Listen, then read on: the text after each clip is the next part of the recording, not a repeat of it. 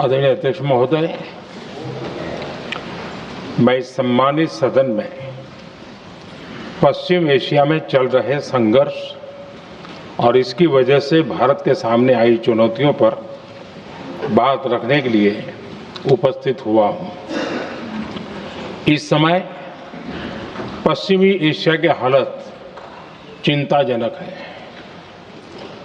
बीते 2-3 हफ्तों में जयशंकर जी ने और हरदीप पुरी जी ने इस विषय पर सदन को जरूरी जानकारी दी है। अब इस संकट को 3 सप्ताह से ज्यादा हो रहा है।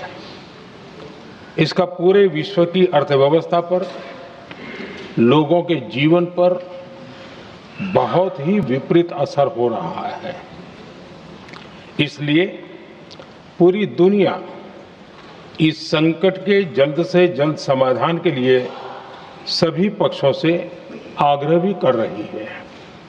अध्यक्ष महोदय, भारत के सामने भी इस युद्ध ने अप्रत्याशित चुनौतियां खड़ी कर दी हैं। ये चुनौतियां आर्थिक भी हैं, नेशनल सिक्योरिटी से जुड़ी भी हैं और मानवीय भी है। युद्धरत और युद्ध से प्रभावित देशों के साथ भारत के व्यापक व्यापारिक रिश्ते हैं। जिस क्षेत्र में युद्ध हो रहा है वो दुनिया के दूसरे देशों के साथ हमारे व्यापार का भी एक महत्वपूर्ण रास्ता है। विशेष रूप से कच्चे तेल और गैस की हमारी जरूरतों का एक बड़ा हिस्सा यही क्षेत्र पूरा करता है। हमारे लिए ये रीजन एक और कारण से भी अहम है। लगभग 1 करोड़ भारतीय खाड़ी देशों में रहते हैं और वहां काम करते हैं। वहां समंदर में जो कमर्शियल शिप चलते हैं उनमें भारतीय क्रू मेंबर्स की संख्या भी बहुत अधिक है। ऐसे अलग अलग कारणों के चलते भारत की चिंताएं स्वाभाविक रूप से अधिक है। इसलिए ये आवश्यक है कि भारत की संसद से इस संकट को लेकर एक मत और एकजुट आवाज दुनिया में जाए।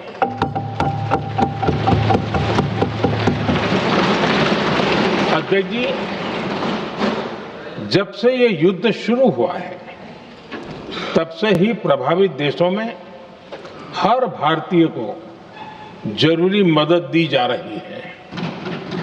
मैंने खुद पश्चिम एशिया के ज्यादातर देशों के राष्ट्राध्यक्षों के साथ 2 राउंड फोन पर बात की है।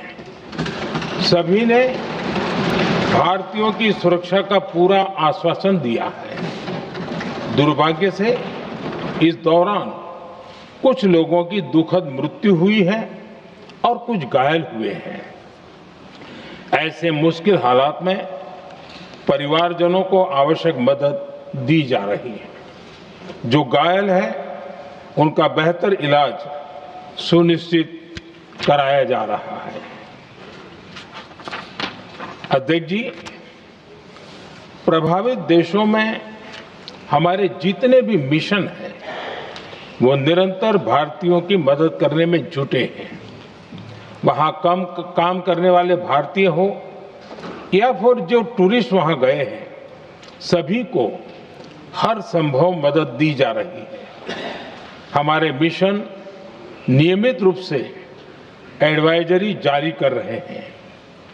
यहां भारत में और अन्य प्रभावित देशों में 24/7 कंट्रोल रूम और आपातकालीन हेल्पलाइन स्थापित की गई है। इनके माध्यम से सभी प्रभावितों को त्वरित जानकारी दी जा रही है। अध्यक्ष जी, संकट की स्थिति में देश विदेश में भारतीयों की सुरक्षा हमारी बहुत बड़ी प्राथमिकता रही है। युद्ध शुरू होने के बाद से लेकर अब तक 3,75,000 से अधिक भारतीय सुरक्षित भारत लौट चुके हैं। ईरान से ही अभी तक लगभग 1,000 भारतीय सुरक्षित वापस लौटे हैं। इनमें 700 से अधिक मेडिकल की पढ़ाई करने वाले युवा हैं। खाड़ी देशों में भारतीय स्कूलों में हजारों विद्यार्थी पढ़ते हैं।